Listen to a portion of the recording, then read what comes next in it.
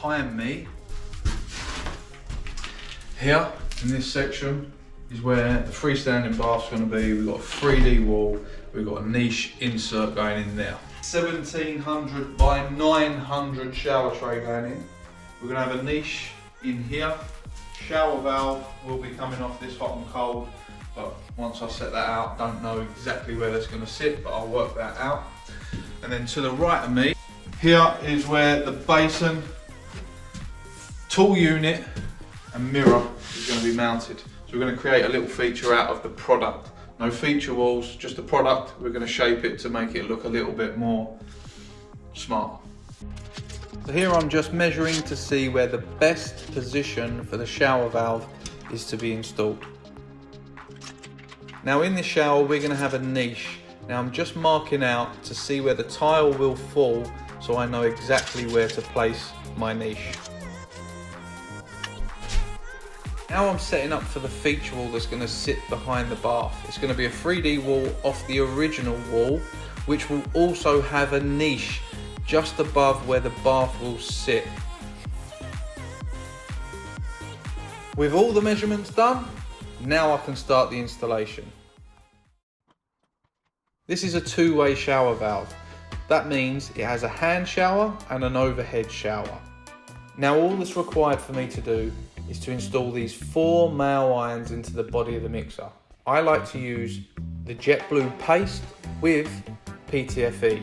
When I turn it in with my adjustable spanner, I can feel it's tight and it will seal up all those threads. Now I need to add this OSB to the wall in order to fix and screw in my shower valve. Now I have a nice fixing for the shower valve to mount to the wall. It's so important to get it level and plumb. Now I'm just drilling some holes through this stud to bring the hot and the cold into the next bay. Now I've got those holes drilled, it's time to drill some more. I'm marking out where the run for the hand shower and the run for the overhead will come through.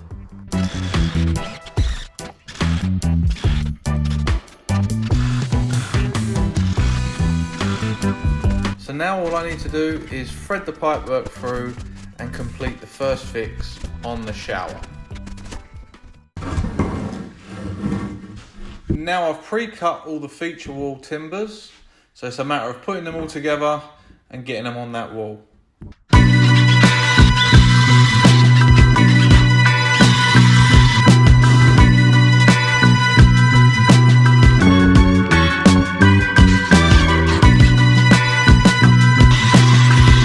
Now the frame is all built, I'm going to place it onto the wall and secure it in with some screws.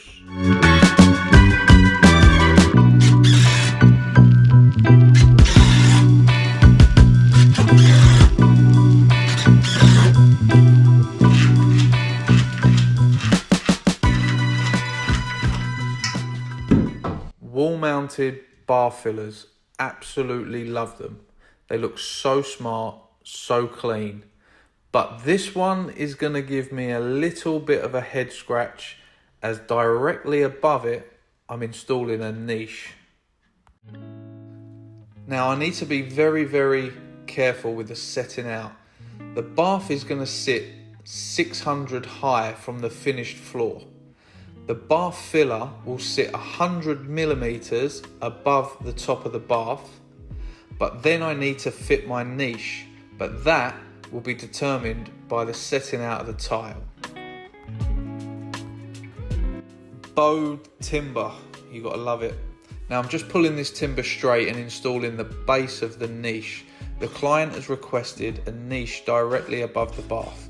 So when I said earlier about the setting out has to be on point, now you're gonna see.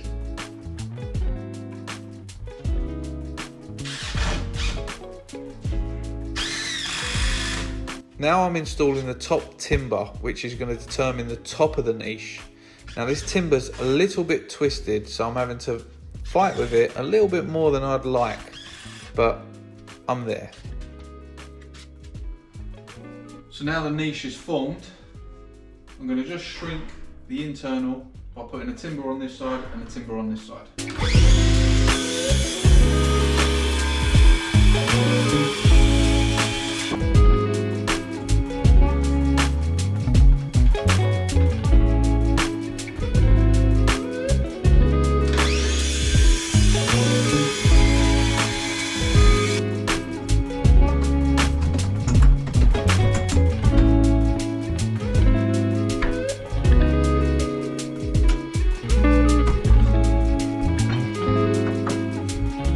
Before you hammer the comments, the first cut was perfect. The second one was a mil under.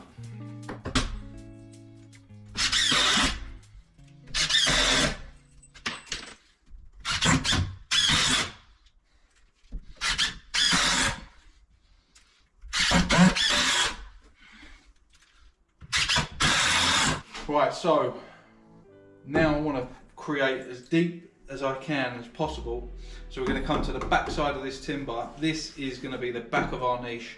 So I'm going to cut this there, cut that out, and then that way I can move it all back and gain an extra 70 mil.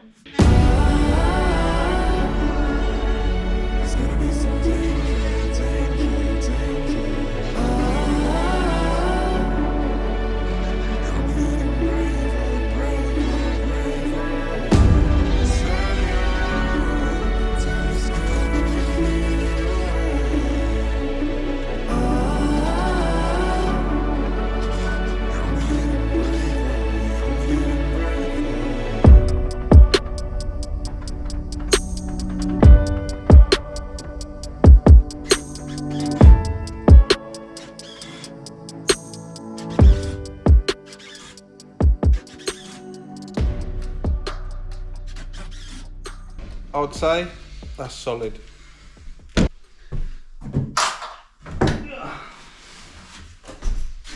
Now, judging from that noise I just made as I creeped through the stud work to get to the other side, it's fair to say it's late on in the day and a lot of work has been done. Now I'm just going to talk you through what's going on. As you can't see me, I'm securing the cement ball to the back side of the niche using the washers and the screws.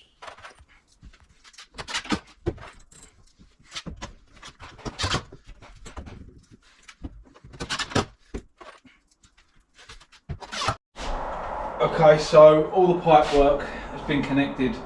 The other bathroom on the other side needs to be done, but what I want to do is clip these up so that they don't rattle when the water's kicking in. But I will have to get the other side and break into them to feed the other bathroom. But I need to clip them up. I haven't got any clips on me, so that's what I'll have to do in the morning. And then the last part of plumbing, first fix, is for the basin. So I'll show you that as well. But everything's been tested, everything is good.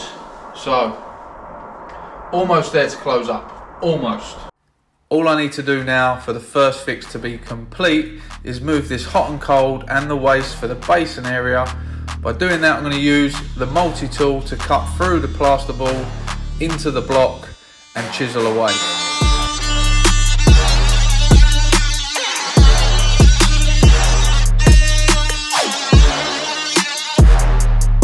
There I just realised that the channel I was cutting out wasn't going to be big enough to allow the waste and the hot and the cold to come through. You know what they say? Measure twice, cut once.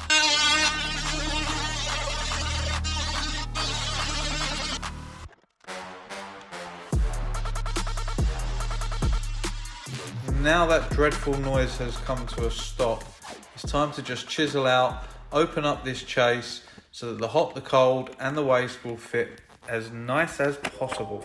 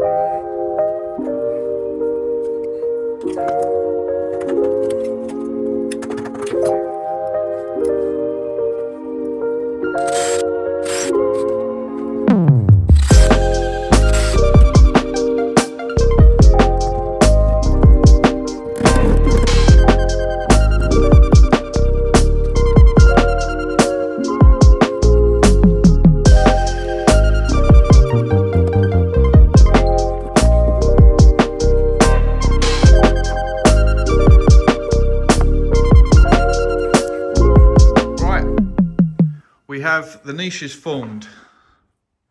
The pipework has all been clipped. The alterations for the basin have been done. Next, I need to apply this.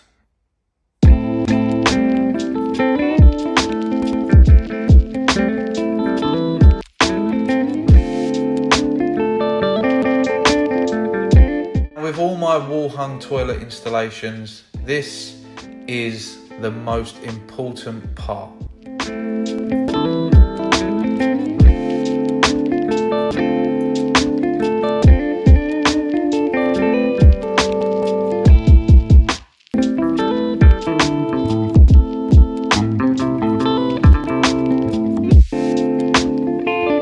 Guys, I'd just like to say thank you for your continued support. And if you're one of those that have made it this far, just drop Primo in the comments below. Don't forget to like and subscribe. I will see you on the next one. Ciao for now.